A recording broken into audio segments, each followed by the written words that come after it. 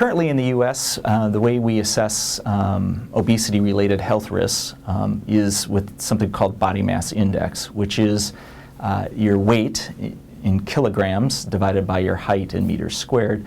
And this tells us whether you're at increased risk of multiple chronic diseases as well as higher mortality. However, we know that BMI is not a perfect measure. There's a couple issues with it. First, it doesn't discriminate lean mass from fat mass. Lean mass is your muscles, fat mass is fat.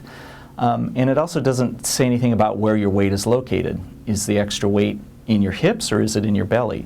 We worry about that because extra fat in your belly has a bad metabolic profile, lower insulin resistance and poor lipid profiles. So the aim of this study was to ask the question, well, can we improve on body mass index? We already know it works well. Nationally, the U.S. Preventive Services Task Force says we only really need to look at BMI to assess obesity risk. The NIH says you can use both BMI and waist circumference, but you only need to measure waist circumference in overweight and obese individuals.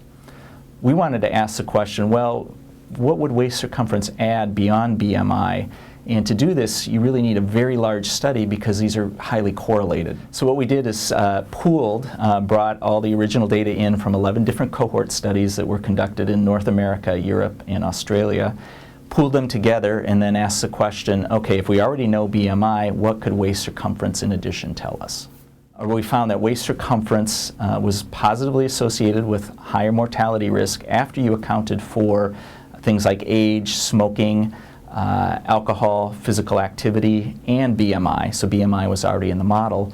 Then we went and looked at each level of BMI, and across each level, even in the normal BMI levels, people with higher waist circumferences still had higher mortality, suggesting to us that for a comprehensive obesity-related assessment, you should actually measure both BMI and waist circumference.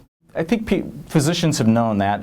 Probably what's a little newer here, maybe a little less recognized, is that even a greater waist circumference in the normal body mass index range, where people would say, oh, well, you're normal, you don't have to worry. We actually saw elevated risks occurring there. So this applies across the BMI spectrum, not just at the high ends. One of the implications of our study then is that physicians should regularly incorporate waist circumference in health risk assessment of their patients.